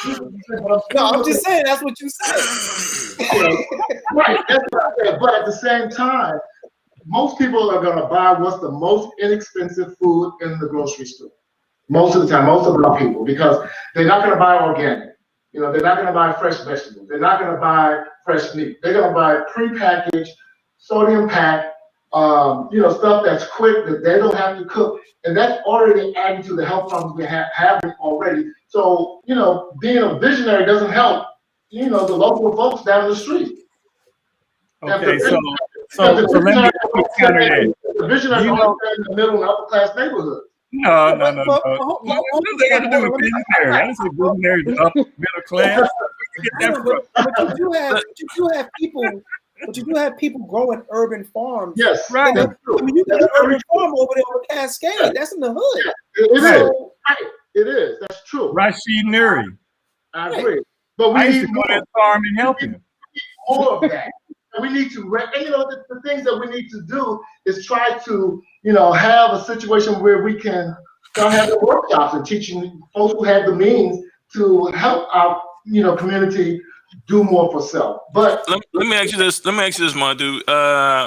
Can you spearhead something? Can I what? Can you spearhead something? Sure, we can. Listen, we got the nonprofit set up official. We can do it through the nonprofit. Good, which is good. Yeah, we can do something to the nonprofit and do like an urban garden. I'm saying something like that. You got land over there, Tony. We on deck. That's good. We're gonna talk about that.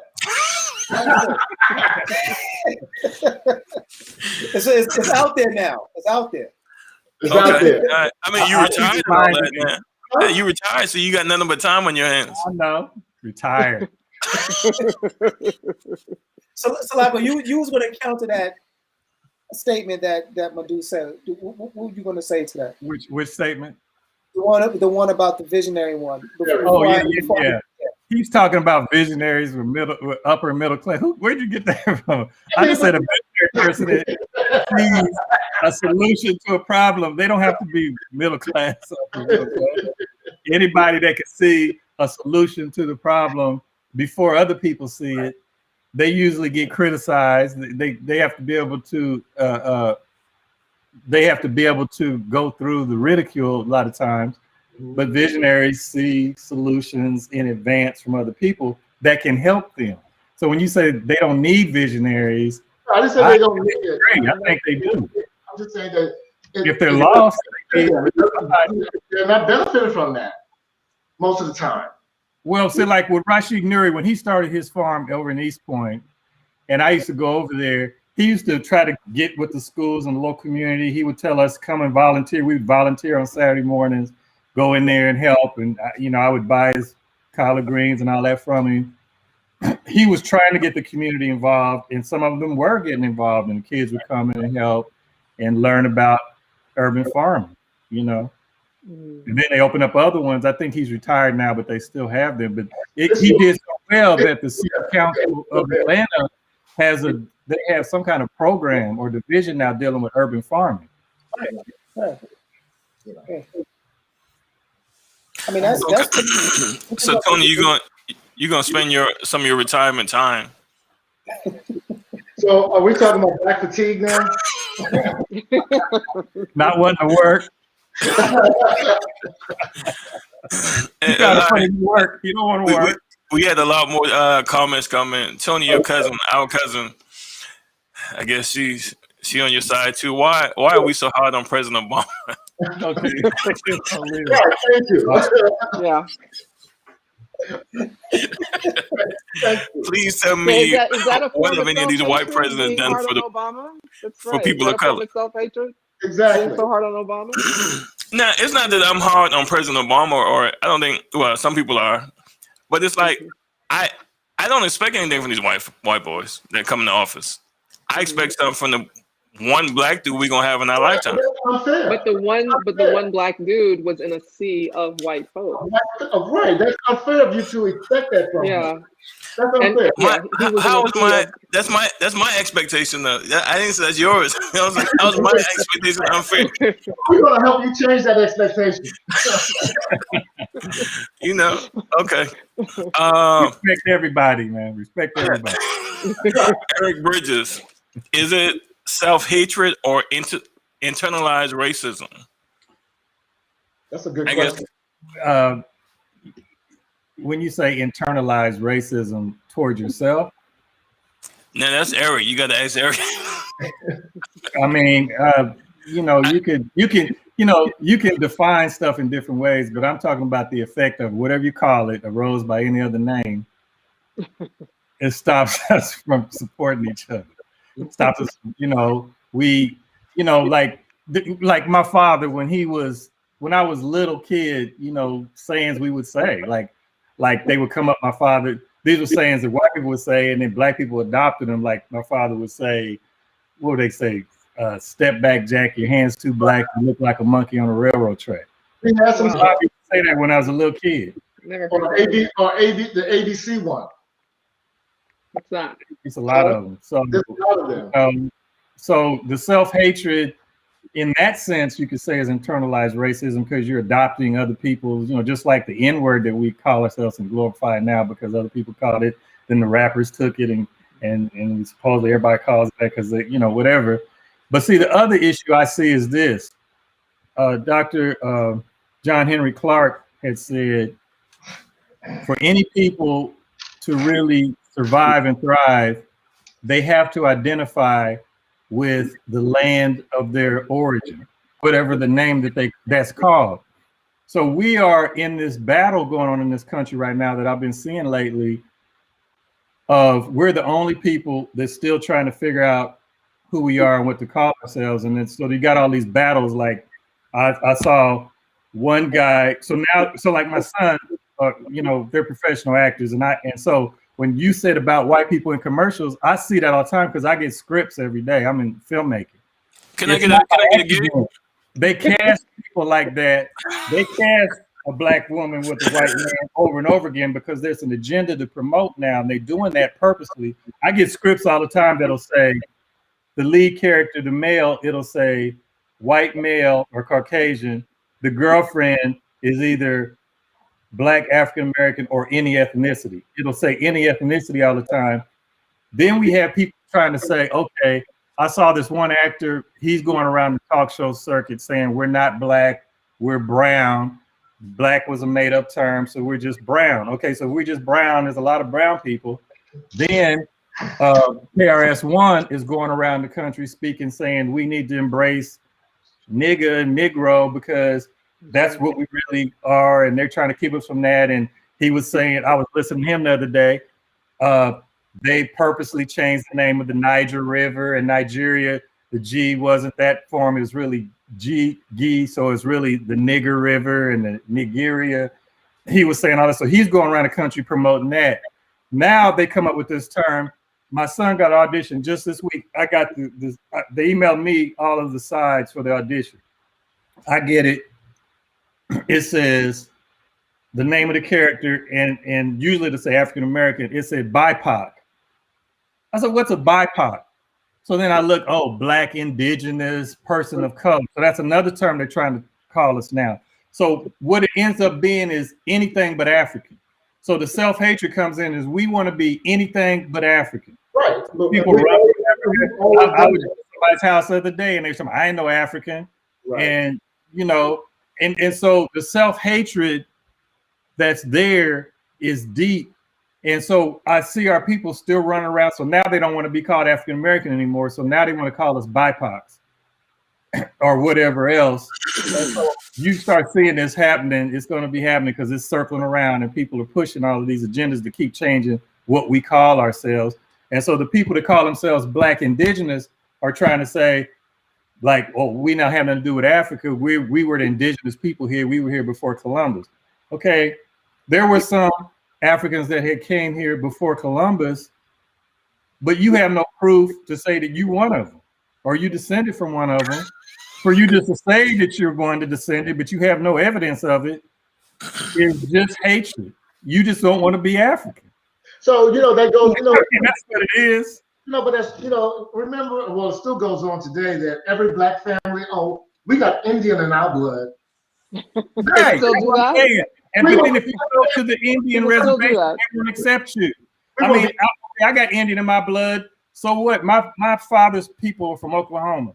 The Cherokee Nation in Oklahoma, which at the Trail of Tears was over here in North Carolina, Cherokee, they went to Florida. They had to migrate to Oklahoma because they felt like it was nothing there in Oklahoma. So they put Black people that had escaped into Florida after slavery from Georgia and the Carolinas. They started calling them the Black Indians because they didn't want to just call them Africans. They called them Black Indians. And then you had the Seminole Indian. Seminole means runaway, people that escaped from Georgia and South Carolina. So they were in Florida because Florida was a free state back then. Then when they took it over, when Florida was at war with the rest of the United States and they lost, the Trail of Tears is when they sent them out west, Oklahoma. Some of them went to Mexico. That's why you have a lot of Blacks in Mexico. So my father's family my father was born in Nowat, Oklahoma. They were from Oklahoma. And I remember when we were little kids, they discovered oil on some of that land, right? So the Indians, the Cherokees down there were going to get all this money. So some of my father's family was trying to say, oh, well, we got part Cherokee. Can we get some of the money? They said, hell no. They were fighting, went to court. They would not accept them, wouldn't give them a dime. Okay. What's his name? Pharrell, when he was on the cover of that magazine with an Indian headdress, and Native Americans just ate him up. They said that's cultural appropriation. You're not one of us. Pharrell's trying to say, oh, well, I got some Indian blood in me. So what? That don't mean they accept you. We just want to be anything but African. Exactly. That's self-hatred. So let me ask you: do Africans accept? I was going to ask. Okay. So that's a good question. I know That's a good some question. of us that have gone there, and they think of us as being more white. I was Okay, about We're to say mixed that. up now. Okay, so this is the thing. This is the thing about Mhm. that. I was listening to a guy, to is his name Tariq? There's another guy going around, and he's pushing the foundational Black Americans, and we not Africans, and he's saying that the Africans and Nigerians think they better than us, and so somebody twisted it on him and said, well, when you go there, then a lot of people think the Americans think you look down on them, and he said he tried to belittle that. If you're going to deal with that situation, to me, that's just another reason for us to be divided. Because the images that we put around the world, other people see, that affects us.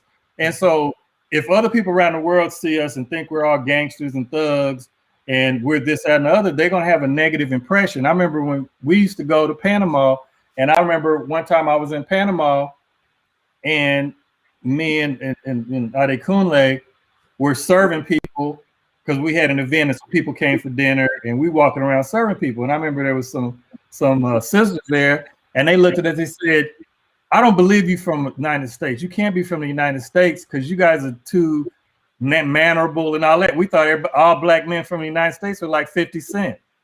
We thought all thugs and I'm serious. They were serious. I said, no. And, so my point being, yes, there are going to be people that look down on us because of the images that go around the world of us through hip hop and movies and all of that. And then we have negative images of people. We think, oh, well, all people from Africa are on dirt roads and they're poor and they don't do. So that kind of misperceptions that we have about each other, we have to overcome those. And so that's starting to happen. There's a lot of African Americans going there. And I've been to Africa several times, and I haven't had those issues. But when you talk about culture, then yeah, in Africa, everybody's not the same. So, like for instance, if we go to Nigeria, you may have the Yoruba, you may have the Hausa, you may have different ethnic groups, and they have their own cultures within them, their own languages, things they do. So, of course, you're an outsider to that. Mm-hmm. And if you come from this country, they're gonna feel like you've been Europeanized, so right. And so, that to me, that's just an excuse, another excuse for us not to unite. Like there's that kind of thing. There's a movie that I asked my class to watch called The Forest. It was made. It's an African movie, but it's like French subtitles. Les Forêts. The Forest. It's an excellent movie, but that's showing the different ethnic groups.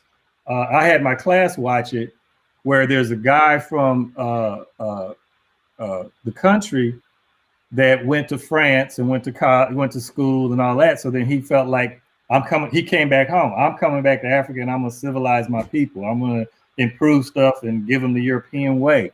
And he really wanted to help his people, and then in the end, there was the people that they would call pygmies that were getting abused by the other Africans there.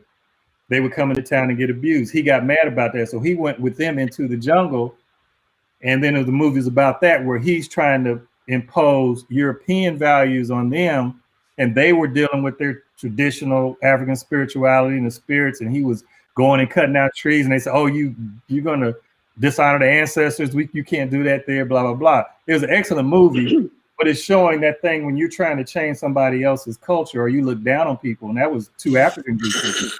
So let me ask you this. So do you think if we were to embrace more of our African spiritualism, it has nothing to do with your religious belief. Whatever the God of your understanding is, that's fine. But I think because of our lack of recognizing our African spiritualism, even through slavery, I think we have a disconnect with the continent because of that. And so if we were to reconnect with that on some level, I think it will change a lot of our perspective on how we view ourselves. I agree, but it falls back into the whole concept of overcoming self-hatred. My answer to it was always education. We have to educate ourselves. But about spirituality, our spirituality has been demonized in this country. So you have to. But we need to change that.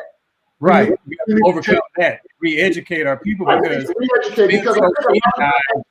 a lot of times people think when you talk spiritualism, and because when you look at white America, they are still connected with their spiritual connection or their ancestral connection from Europe. They food, they dress, they look, what do we do? So a lot of times we think that if we connect with anything from any of the countries in Africa, it means that we have to give up our belief system. They're not, one and the same. There's two different approach to how we can reconnect with our ancestral heritage and embracing that. Because I think that in itself will give us a sense of pride of where we came from. Because right now, a lot of people are doing DNA tests. They want to find out where they came from. Yeah, that's but true. more than just doing a DNA test, learn the culture, go back to spiritualism. Because our people came here with an intact culture. And we have lost that. But like I said, a lot of people think that, if I'm studying African spiritualism, like, we are into the Ifa culture, then it means that I have to, I'm giving up my Christian values. It has nothing to do with it. It has everything to do with connect with our ancestral lineage. Can you do both though? I mean, is that feasible? Well, no, we're not talking about religious. I'm not talking about religious belief. I'm talking about recognizing our spiritualism or the culture from where we came from. Is what I'm saying. But I think as much as Randall talked about the differences and the divisions in Africa, I think we have differences and divisions here. Exactly. Right. Yes. And we're 12-14% now the people are kicking out in terms of population here. That's still over 40 million people. Right. Our population is actually larger than the population of the country of Canada, just the Black people here. So there's a lot of people that are supposed to be of one accord. So I think just as there are divisions in Africa, they would be divisions here. So I just think, it's not to say that's a reason not to try, but I just think that it's very, very difficult and kind of hard to overcome. I agree, but I think we should never think about all, like we can do all. Just like the Cuban Revolution was a few people that went over there and they started and then you grow. So there's a movement of some people going back to Africa, but no, all African Americans aren't going to go back to Africa. And I'm not talking about going back to Africa. I'm just talking about just the in general. Just thinking the same. Yeah, because what you said earlier is that we want to be everything but Africa.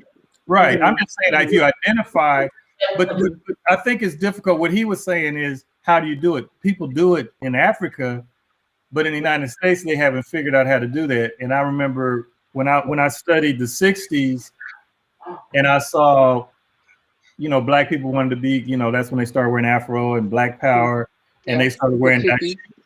Okay. And a lot of people took on African names, but when it got to the spirituality part, they put on the brakes and stopped.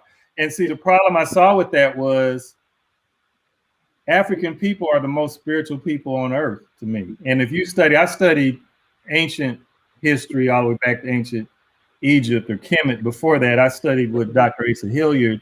He was one of our famous. Oh, you did? Yeah. I started out with, I was in a study group where we would read books with him.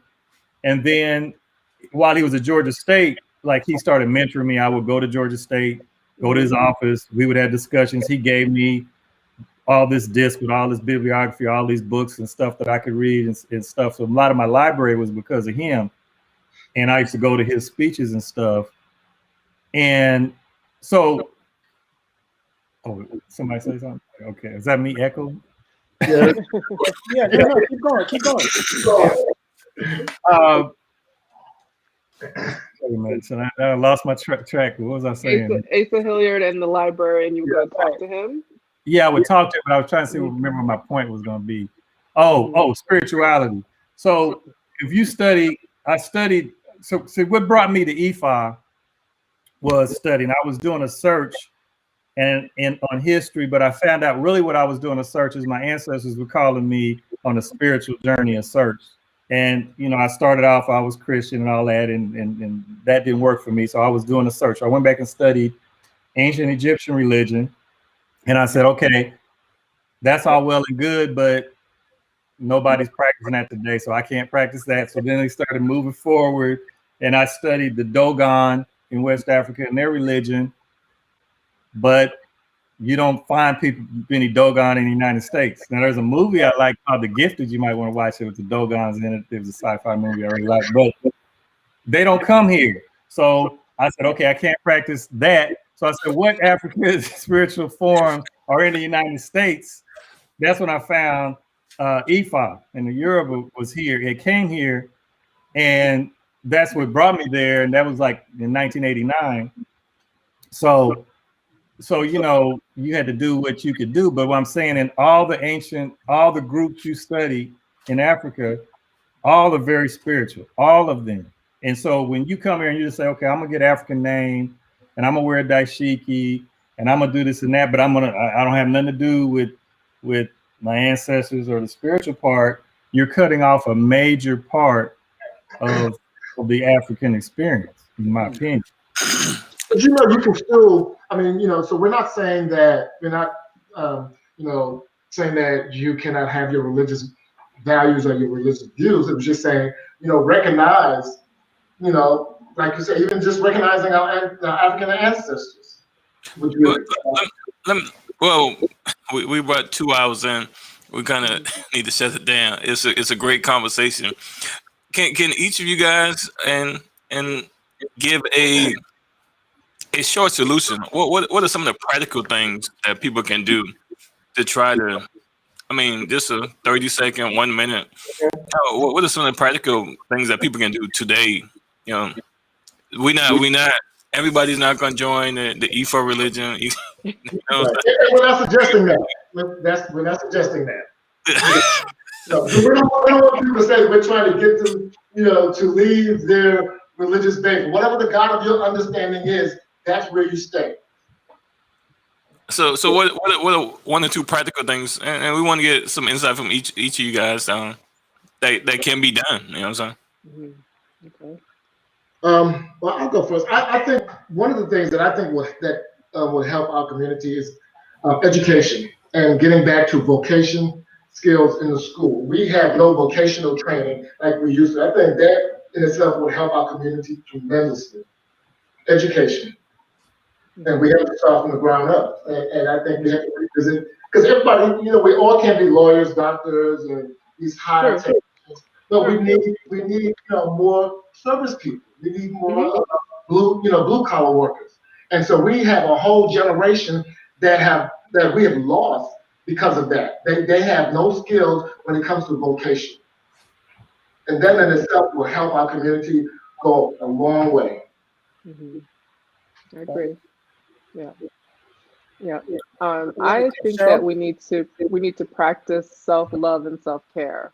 And that is part of that self-hatred that, you know, was mentioned earlier, because again, when I see, like, say, a Black man actually call for an appointment or walk through my office door, he is pretty much at the lowest that he's been, because he's tried everything else.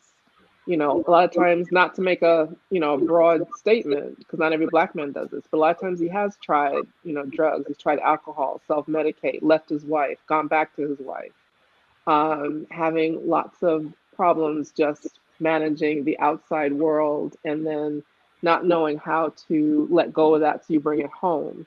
And then when you bring those problems that you face in the outside world home, then you feel, you know, there's a lot of arguing, separation, and just not feeling supported because you're not getting the support that you think that you earned in the workplace or wherever you are.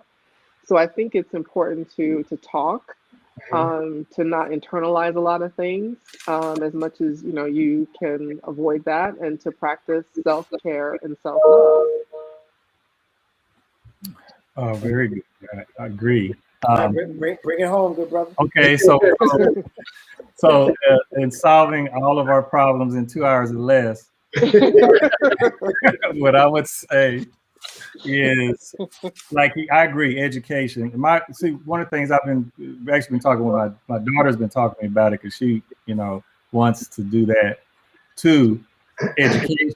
But what I would say is, I remember I had a friend, coworker from China when I used to work. It was AT&T now, years ago, And I remember she told me that what they did was they wanted to make sure that their children learned who they were and their culture. So China would support them in starting Saturday morning academies here. So the kids might go to school or public school during the week. Saturday morning, they would go to the academy. They would learn Chinese, the language, the culture, songs and that kind of stuff. But they would have to learn the language and the culture. They would go every Saturday to make sure China would help send them books they need and that kind of stuff.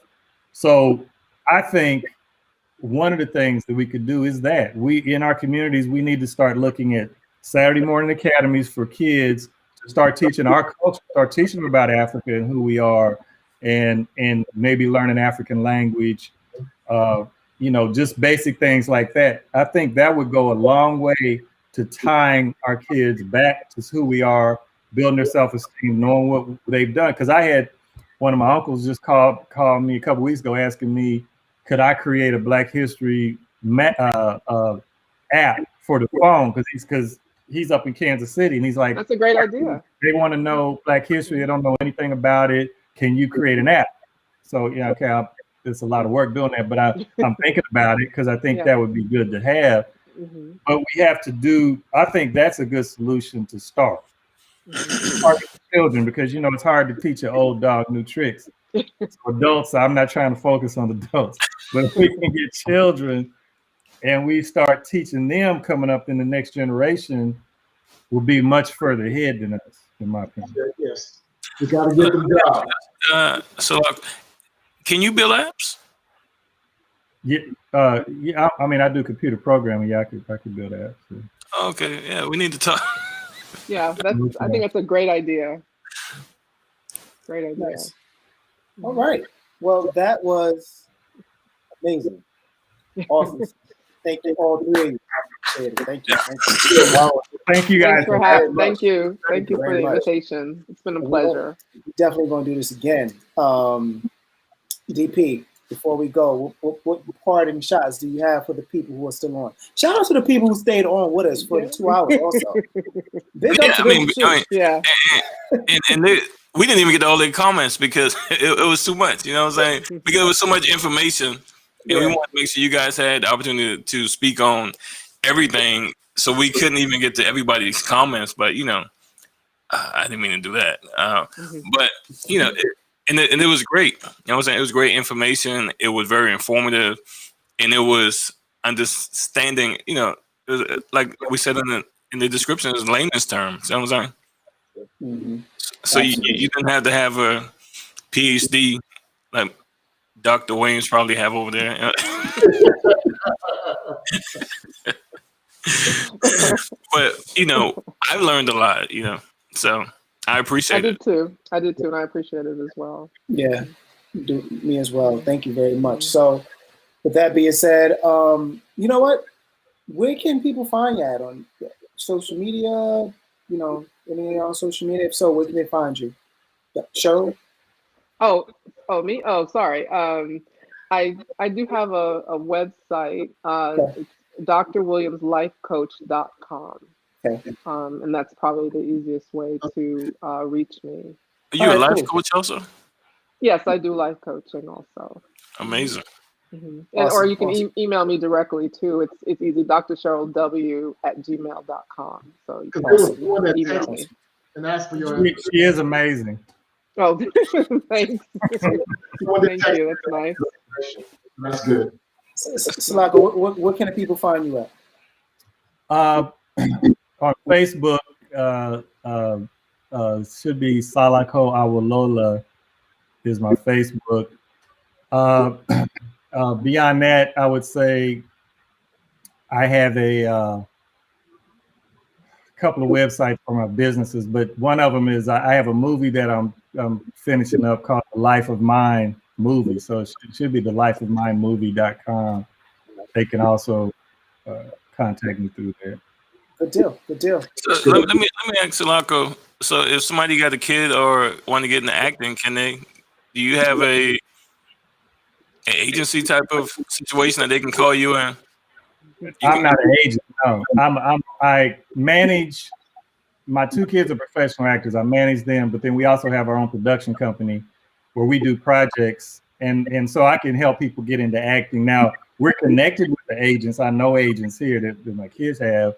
Like my son has an agent in Atlanta and New York. So yeah, I could if they need guidance, I'm willing to help anybody. So if I want to get into acting, can I come and be a part of your? Except you, I said Chip.